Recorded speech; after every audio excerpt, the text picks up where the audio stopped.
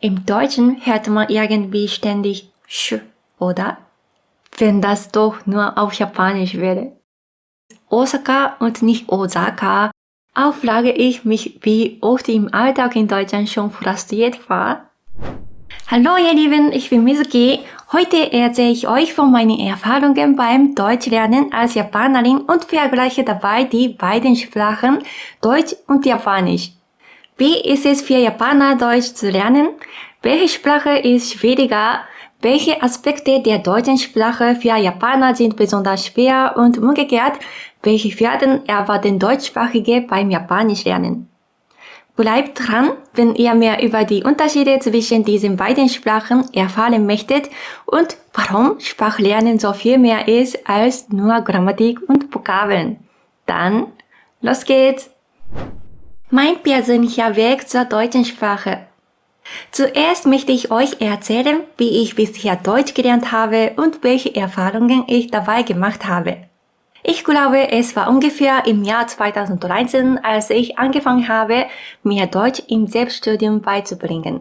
Allerdings hatte ich kaum Zeit dafür, da ich in Japan einen Vollzeitjob hatte. In Japan lernen einige Leute Deutsch an der Universität, doch ich gehörte nicht dazu. Stattdessen habe ich mir anfangs fast alles selbst beigebracht. Ich bin 2018 nach Deutschland ausgewandert, aber bevor ich jedoch vollständig nach Deutschland umgezogen bin, habe ich zwischen 2015 und 2016 ein Jahr lang in Deutschland im Rahmen eines Working Holiday gelebt. Während dieser Zeit habe ich an 2 Sprachschulen Deutschkurse von A1 bis B2 besucht und insgesamt etwa 5 Monate intensiv Deutsch gelernt. Allerdings war das Deutschlernen alles andere als einfach. Während meiner Working Holiday habe ich es zeitweise ganz aufgegeben, da mir Deutsch zu schwierig erschien. Hinzu kam, dass ich damals kaum Englisch gesprochen habe und vor meinem 20. Lebensjahr kein Interesse daran hatte, ins Ausland zu gehen. Diese Umstände machten das Erlernen der deutschen Sprache für mich noch herausfordernder.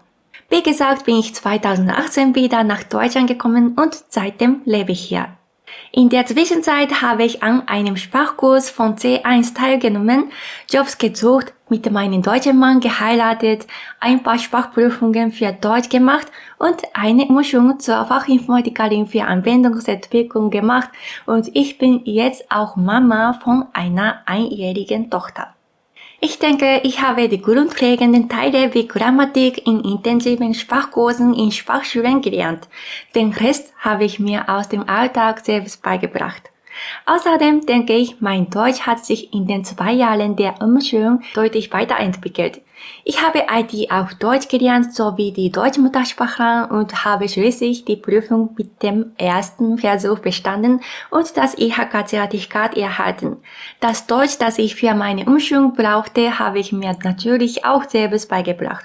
Beispielsweise habe ich während meiner Umschulung dieses Buch auf Deutsch gelernt. Ja, ich habe nicht alles durchgelesen, aber ich habe dabei auch viele deutsche Fachbegriffe gelernt.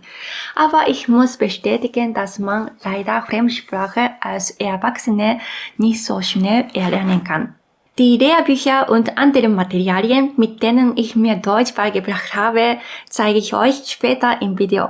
Außerdem habe ich beim Deutschlernen gemerkt, welche Fehler die Deutschmuttersprachler auf Japanisch machen können. Natürlich auch umgekehrt. Darüber erzähle ich euch auch gleich. Vergleich zwischen Deutsch und Japanisch.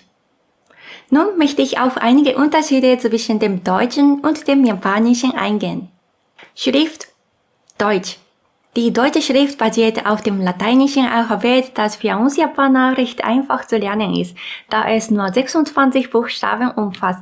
Dazu kommen ein paar Besonderheiten wie die Umlaute E, Ö, Ü und das S, die für uns neu sind. Aber wer bereits Englisch kann, hat hier einen klaren Vorteil, da nur wenige zusätzliche Zeichen gelernt werden müssen.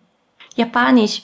Im Gegensatz dazu ist die japanische Schrift wesentlich komplexer, da sie aus 3 Schriftsystemen besteht, Hiragana, Katakana und Kanji. Besonders die Kanji, also die chinesischen Schriftzeichen, stellen eine enorme Herausforderung dar. Sie haben oft mehrere Lesungen und Bedeutungen und um den Alltag zu meistern, muss man über 2000 Kanji beherrschen. In Japan lernen wir Kanji schon ab der Grundschule bis mindestens zur 9. Klasse. Die sogenannte Joyo-Kanji, die offiziell für den allgemeinen Gebrauch definiert sind, umfassen 2136 Zeichen. Allerdings kennen die meisten gut gebildeten Japaner, insbesondere Universitätsabsolventen, weit mehr Kanji. Ein interessantes Detail ist, dass nicht viele Nicht-Muttersprachler Schwierigkeiten mit Katakana haben, obwohl dieses Schriftsystem für uns Japaner relativ simpel ist.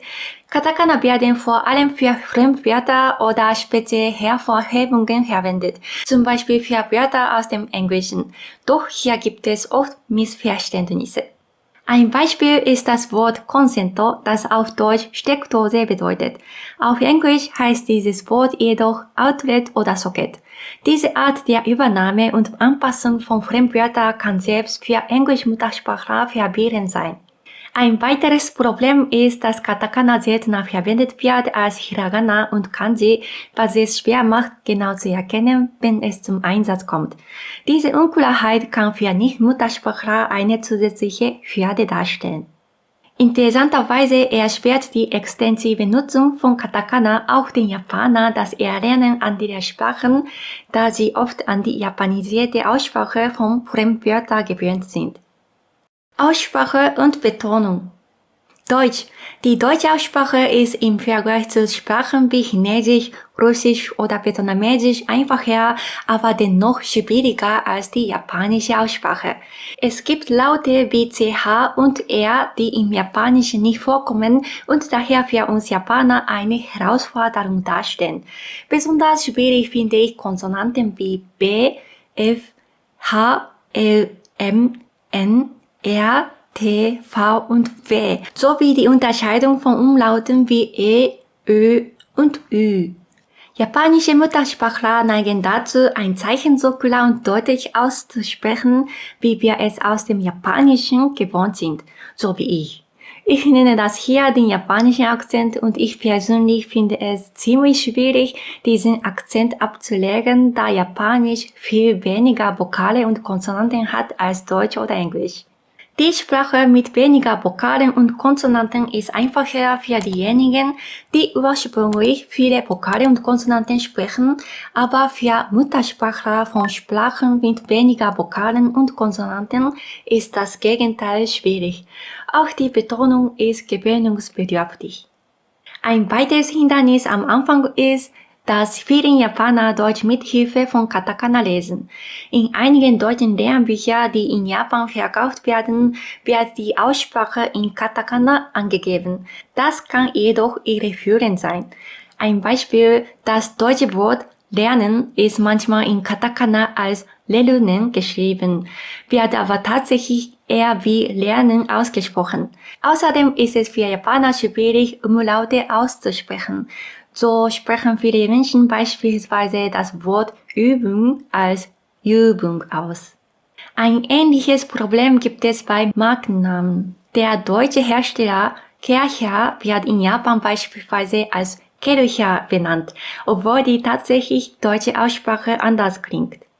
Daher kann es zu Beginn einfacher sein, die Aussprache zu korrigieren. Es ist schwierig, einen Akzent zu beheben, wenn man, wie ich, mit einem starken japanischen Akzent weiterlernt. Ein weiteres Merkmal der deutschen Sprache, das mir aufgefallen ist, sind die vielen Wörter, die S bzw. SCH enthalten, wie Straße, schlecht oder bestimmt.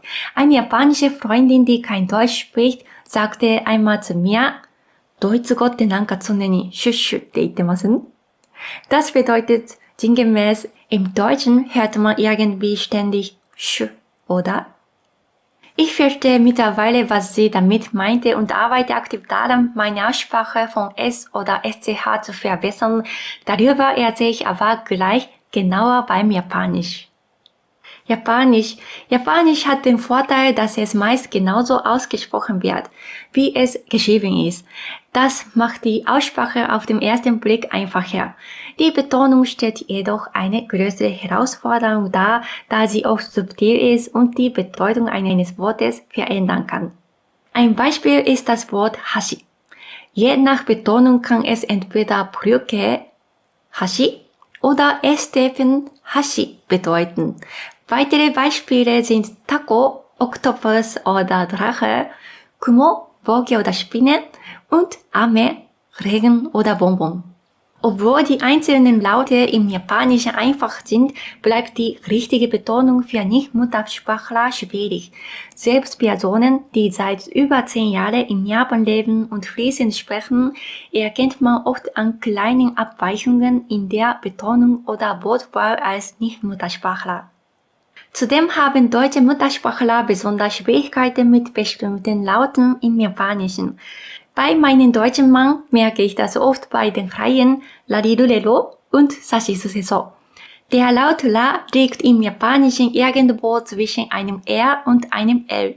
Wenn es zu kompliziert ist, kann man L verwenden. Auch der Laut Shi wird im Japanischen sanfter und leiser ausgesprochen, während die Deutschen ihn oft stärker betonen. Interessanterweise habe ich festgestellt, dass ich beim Deutschen ähnliche Fehler mache. Mein SCH oder S klingt oft zu schwach, was meinen japanischen Akzent noch stärker macht. Das sind quasi dieselben Schwierigkeiten, die mein Mann im Japanischen hat, nur umgekehrt. Aber zusätzlich sollte ich selbst die Unterschiede zwischen B und W, F und H, R und L sowie M und N besser verinnerlichen. Auch V bleibt eine Herausforderung für mich. Vor allem kann ich immer noch PSY nicht so gut aussprechen wie zum Beispiel Psychisch oder Physisch. Ein häufiger Anfängerfehler von deutschen Muttersprachlern beim Japanischlernen ist die falsche Aussprache von Yo in Wörter wie Kyoto, Tokio und Ryokan und die Vokallängen. Zum Beispiel wird Kyoto korrekt als Kyoto ausgesprochen, aber viele sprechen es als Kyoto aus. Ebenso heißt es Ryokan und nicht Ryokan. Auch bei der Vokallänge gibt es auch Schwierigkeiten, besonders bei Wörtern mit mehreren Vokalen, wie Osaka oder Okinawa. Die richtige Aussprache ist Osaka und nicht Osaka, sowie Okinawa statt Okinawa. Solche Fehler entstehen häufig, weil das Deutsche keine vergleichbaren Vokallängen oder Lautkombinationen hat. Grammatik. Deutsch. Die deutsche Grammatik ist komplex und stellt die Lernenden oft vor große Herausforderungen. Besonders schwierig sind die Kasus, die Artikel wie der, die, das, sowie das grammatikalische Geschlecht, das nicht immer logisch erscheint. Auch Präpositionen und Verben mit Reflexivpronomen finde ich besonders anspruchsvoll. Meiner Meinung nach ist die Grammatik eine der ersten großen Hürden für Erwachsene, die Deutsch als Fremdsprache lernen. Dennoch ist sie eine unverzichtbare Grundlage für das Sprachlernen. Wenn man die Grammatik beherrscht, hat man das nötige Werkzeug, um flexibel viele Sätze zu bilden und sich besser auszudrücken.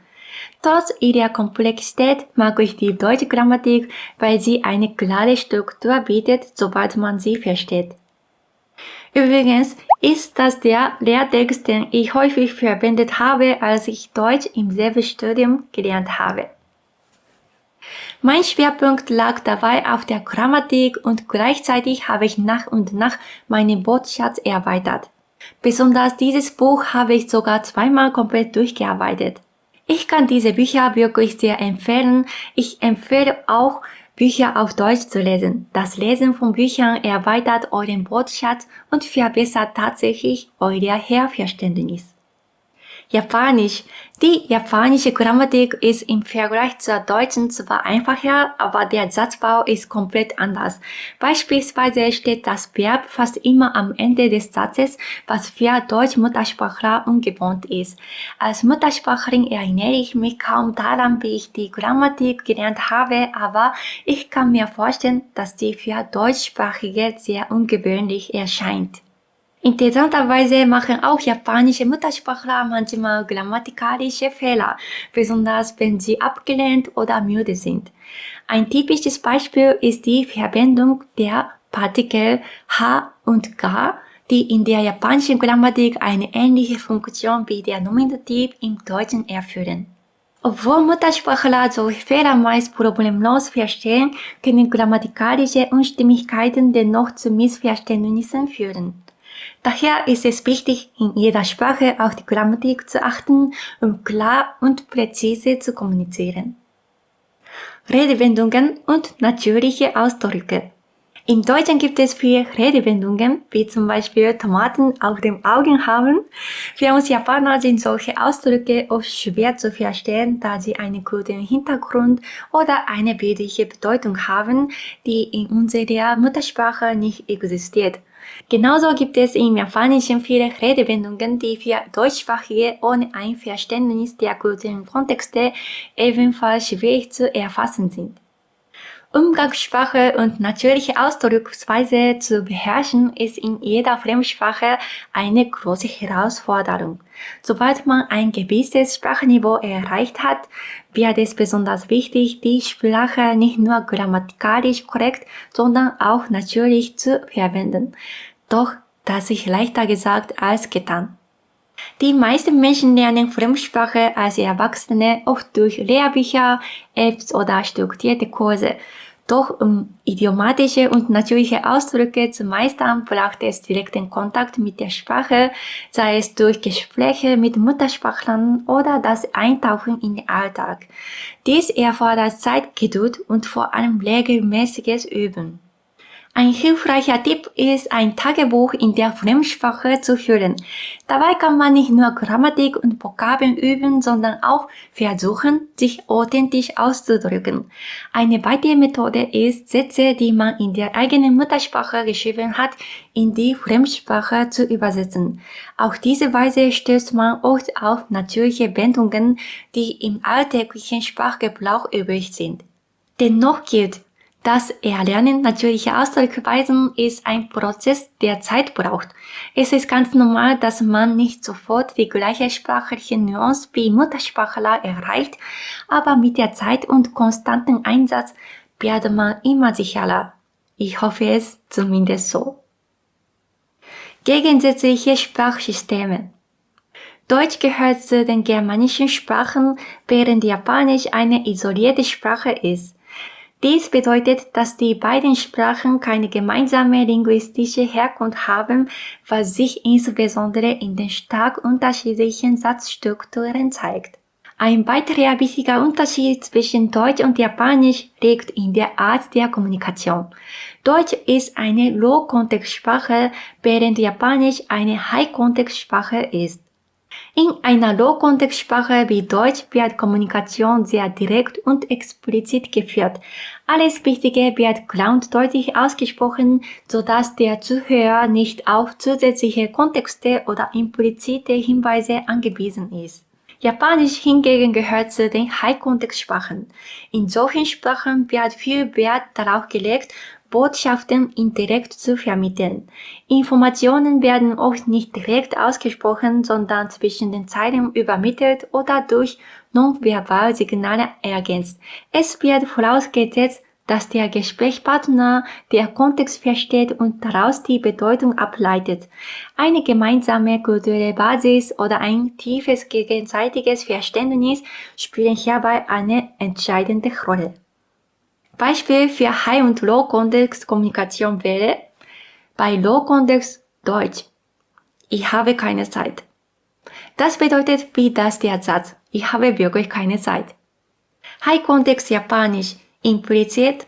Ich habe keine Zeit. Es könnte schwierig sein, das zu schaffen. Es klingt, dass man möglicherweise Zeit hat, aber man hat keine Zeit. Sprachen spiegeln oft die Kultur wider. Die direkte Ausdrucksweise im Deutschen passt zu einer Kultur, die Wert auf Effizienz, Klarheit und Individualität legt. Im Gegensatz dazu betont die japanische Kultur Harmonie, Respekt und das Lesen zwischen Zeilen, was sich in der indirekten Kommunikation der Sprache zeigt. Diese fundamentalen Unterschiede können im internationalen Austausch leicht zu Missverständnissen führen. Ein deutscher Muttersprachler könnte die japanische Zurückhaltung als Unsicherheit oder Unklarheit wahrnehmen, während ein japanischer Muttersprachler die deutsche Direktheit als zu konfrontativ oder gar manchmal unhöflich empfindet. Trotz dieser Herausforderungen bietet das Verständnis solcher sprachlicher und kultureller Unterschiede eine Chance, tiefer in die Denkweise der anderen Kultur einzutauchen und Brücke zur Verständigung zu bauen. Herausforderungen beim Sprachenlernen. Als nächstes möchte ich über einige Herausforderungen sprechen, die beim Lernen von Deutsch oder Japanisch auftreten können. Besondere Herausforderungen für Japaner beim Deutschlernen. Für Japaner ist es besonders schwierig, die deutsche Grammatik und Aussprache zu meistern. Viele Aspekte der deutschen Sprache wie Artikel, Kasus oder die Unterscheidung von Umlauten sind im Japanischen nicht vorhanden und erfordern daher intensives Üben. Hinzu kommt, dass das Verstehen der deutschen Sprache für Japaner oft schwierig ist, da sie nicht so klar und präzise ausgesprochen wird wie im Japanischen. Besonders die Artikel der, die und das empfinde ich als nahezu unmöglich fehlerfrei zu lernen, da es unzählige Regeln und Ausnahmen gibt. Besondere Herausforderungen für Deutsche beim Japanisch lernen. Eine der größten Hürden beim Japanisch lernen ist zweifellos das Beherrschen der Kanji. Das Lesen und Schreiben dieser Schriftzeichen ist für Nicht-Muttersprachler äußerst anspruchsvoll, da es tausende von Zeichen mit teils komplexen Strukturen und mehreren Bedeutungen gibt. Zudem fehlen im Japanischen Leerzeichen zwischen den Wörtern, was es schwer macht, Satzstrukturen zu erkennen und Wörter voneinander zu unterscheiden. Ein weiterer schwieriger Aspekt ist die japanische Höflichkeitsform Keigo, die in Japan sowohl mündlich als auch schriftlich eine zentrale Rolle spielt. Besonders herausfordernd ist dabei, dass die Formulierungen im gesprochenen Japanisch oft von den schriftlichen Varianten abweichen. Ähnlich komplex wie die deutschen Artikel ist die Zählweise im Japanischen.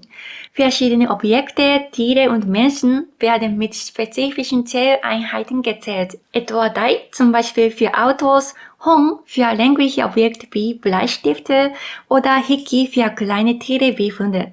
Obwohl es einige Grundregeln gibt, müssen viele dieser Zähleinheiten individuell erlernt werden. Die Umgangssprache im Japanischen ist ebenfalls nicht leicht zu meistern. Es gibt viele unterschiedliche Möglichkeiten, dasselbe auszudrücken und die richtige Wortwahl hängt stark vom Kontext und dem Gegenüber ab. Besonders herausfordernd ist, dass eine zu direkte Ausdrucksweise oft als unhöflich empfunden wird. Selbst für Muttersprachler erfordert die Wahl der richtigen Worte Sorgfalt und Fingerspitzengefühl, um Missverständnisse oder unangenehme Situationen zu vermeiden. Gemeinsame Herausforderungen. Aber egal, ob man Deutsch oder Japanisch lernt, es gibt einige Herausforderungen, die für alle Lernenden ähnlich sind. Eine der größten Hürden ist die Geduld und das Durchhaltevermögen, das man braucht, um über längere Zeit kontinuierlich zu lernen. Es ist ganz normal, Frust zu empfinden, wenn man das Gefühl hat, keine Fortschritte zu machen oder immer wieder dieselben Fehler zu wiederholen. Eine weitere wichtige, aber oft unterschätzte Herausforderung ist das kulturelle Lernen. Sprache ist untrennbar mit der Kultur verbunden und viele Ausdrücke oder Verhaltensweisen lassen sich nur dann richtig verstehen, wenn man auch die kulturellen Hintergründe kennt. Ohne dieses Verständnis kann es schwierig sein, sich in der neuen Sprache wirklich natürlich und selbstsicher auszudrücken. Das Erlernen einer Fremdsprache erfordert viel Zeit und Geduld. Dabei ist es wichtig zu verstehen, dass jeder Mensch auf unterschiedliche Weise lernt. Ich halte es für wichtig, eine gute Balance zwischen Input und Output zu finden. Es ist auch entscheidend, die eigenen Fortschritte nicht ständig mit denen anderer zu vergleichen, da die individuellen Voraussetzungen wie Umfeld, verfügbare Zeit und Lernmöglichkeiten von Person zu Person unterschiedlich sind. Wenn ein Vergleich notwendig ist, sollte man sich auf das eigene Wachstum konzentrieren und den aktuellen Stand mit dem eigenen früheren Ich vergleichen. Und um weiterhin eine Sprache zu lernen, muss man Spaß haben.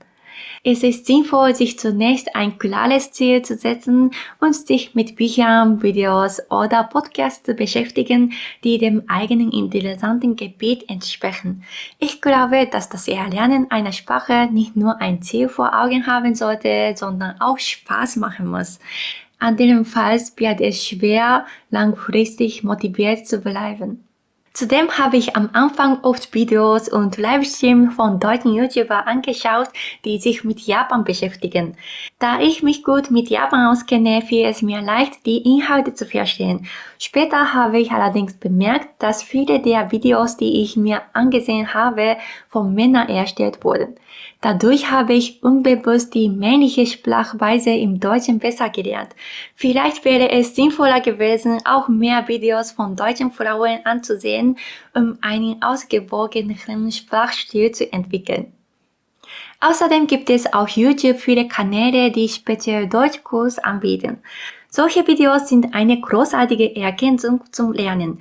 Nicht zuletzt finde ich es wichtig, direkt mit Muttersprachlern zu sprechen, da dies die Sprachkenntnisse und das Verständnis für natürliche Ausdrucksweisen erheblich verbessert. Aber ich denke, dass man mit möglichst vielen Leuten reden soll, da jeder verschiedene Ausdrucksweise, Redewendungen, Wortschatz, Akzent und so weiter hat. Man lernt dann einfach mehr und gewöhnt sich schnell an die Sprache. Jedenfalls denke ich, dass es für alle wichtig ist, die ernsthaft eine Fremdsprache lernen möchten, eine Umgebung zu schaffen oder zu betreten, in der ausschließlich diese Sprache gesprochen wird. Ich habe beispielsweise in Deutschland eine Umschulung gemeinsam mit deutschen Muttersprachlern absolviert. Der gesamte Unterricht fand ausschließlich auf Deutsch statt und es gab keine Rücksicht auf langsameres Sprechen oder vereinfachte Erklärungen. Obwohl ich vielleicht einen kleinen Ausländerbonus hatte, musste ich genau wie alle anderen Teilnehmer Präsentation halten und Fragen beantworten. Das war zwar anstrengend, aber ich habe dadurch enorm viel gelernt und meine Deutschkenntnisse erheblich verbessert. Ich glaube fest daran, dass man eine Sprache schneller und natürlicher lernt, wenn man sich in einem Umfeld bewegt, in dem man sie zwingend sprechen muss. Sei es an der Universität, in einer Ausbildung, bei der Arbeit oder einfach im Alltag eines Landes, in dem diese Sprache gesprochen wird. Solche Erfahrungen helfen nicht nur, die Sprache zu beherrschen, sondern auch, sie auf authentische und praktische Weise anzuwenden. Und für alle, die Japanisch lernen möchten, empfehle ich zuerst die Hiragana und Katakana-Zeichen sowie deren Aussprache zu lernen. Danach sollte man sich auf die Grammatik und den Wortschatz konzentrieren, am besten mit Hilfe eines Lehrbuchs wie Minna no Nihongo, das die Grammatik im Detail erklärt. Sobald man die grundlegende Grammatik beherrscht oder gleichzeitig, kann man sich darauf konzentrieren, seinen Wortschatz kontinuierlich zu erweitern, inklusive Kanji. Das Lernen von Kanji erfordert viel Zeit und Geduld, dass es so viele Zeichen gibt. Der effektive Weg, Kanji zu lernen, ist, sie immer wieder zu schreiben. Auch wir Japaner haben Kanji in der Schule gelernt, indem wir sie wiederholt aufgeschrieben haben. Es ist entscheidend, Kanji und Vokabeln regelmäßig zu üben und dabei sowohl Input als auch Output zu integrieren. Ein Tandempartner kann hierbei besonders hilfreich sein, da er die Möglichkeit bietet, die Sprache aktiv zu nutzen. Auch die Teilnahme an einem Sprachtest wie dem JPT kann dabei helfen, die eigenen Fortschritte zu überprüfen und die Motivation hochzuhalten. Diese Methode habe ich auch beim Deutschlernen angewendet und ich bin überzeugt, dass sie ebenso effektiv beim Japanischlernen ist. Aber jeder hat seine eigene Methode, mit der man besser lernen kann. Findet eure beste Lernmethode und gebt nicht auf, weiter die Sprache zu lernen. Welche Sprache ist schwieriger? Die Frage, ob Deutsch oder Japanisch schwieriger ist, lässt sich nicht pauschal beantworten, da sie stark von der individuellen Muttersprache und dem persönlichen Hintergrund abhängt. Für Menschen, die Englisch sprechen, ist Deutsch oft weniger herausfordernd, da beide Sprachen viele Gemeinsamkeiten aufweisen. Umgekehrt fällt es chinesischen Sprachen möglicherweise leichter, Japanisch zu lernen, da kann sie in beiden Sprachen verwendet werden. Der Schwierigkeitsgrad einer Sprache hängt also davon ab, welche Sprache man von Geburt an spricht und wie nah diese an der neuen Sprache liegt. Für mich persönlich ist Deutsch natürlich schwieriger. Selbst nach Jahren des Lernens muss ich auch überlegen, bevor ich spreche, und es fällt mir schwerer, mich auf Deutsch so präzise auszudrücken wie auf Japanisch. Meine Sprache und Lesegeschwindigkeit auf Deutsch ist deutlich langsamer und selbst für YouTube-Videos benötige ich ein Skript. Beim Schreiben eines deutschen Skripts muss ich häufig Wörter im Wörterbuch nachschlagen und Fehler beim Vorlesen für ein Informationsvideo führen dazu, dass ich viele Takes aufnehmen muss. Solche Prozesse sind zeitintensiv und oft denke ich, wenn das doch nur auf Japanisch wäre. Auch frage ich mich, wie oft ich im Alltag in Deutschland schon frustriert war. Aber auch Japanisch ist keineswegs einfach. Selbst wir Muttersprachler vergessen kann sie, wenn wir sie längere Zeit nicht schreiben. Durch den häufigen Einsatz von Computern und Smartphones schreiben wir heute ohnehin weniger, was dazu führt, dass wir manche Kanji zwar lesen, aber nicht mehr korrekt schreiben können. Das Erlernen mehrerer Sprachen erschwert es zusätzlich, die eigene Muttersprache vollständig zu bewahren. Manchmal frage ich mich, ob ich irgendwann überhaupt eine Sprache sehr gut sprechen werde. Wenn ich jedoch entscheiden müsste, welche Sprache schwieriger ist, würde ich sagen, Japanisch ist schwieriger zu lesen und zu schreiben, während Deutsch schwieriger zu sprechen und zu verstehen ist. Natürlich haben Menschen mit anderen Muttersprachen wahrscheinlich ganz andere Erfahrungen.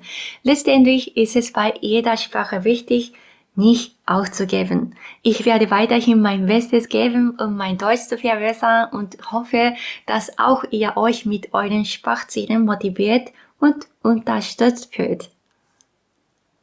So, das war's heute mit dem Video. Wie war es für euch, eine neue Sprache zu lernen? Habt ihr Deutsch oder Japanisch gelernt? Falls ihr eure Erfahrungen habt, schreibt sie gerne in die Kommentare. Und bitte vergesst nicht zu liken und zu abonnieren, wenn euch das Video gefallen hat. Schaltet bitte auf die Glocke ein. Vielen Dank fürs Zuschauen und bis zum nächsten Video oder Livestream. Dann, ciao! ありがとうございました。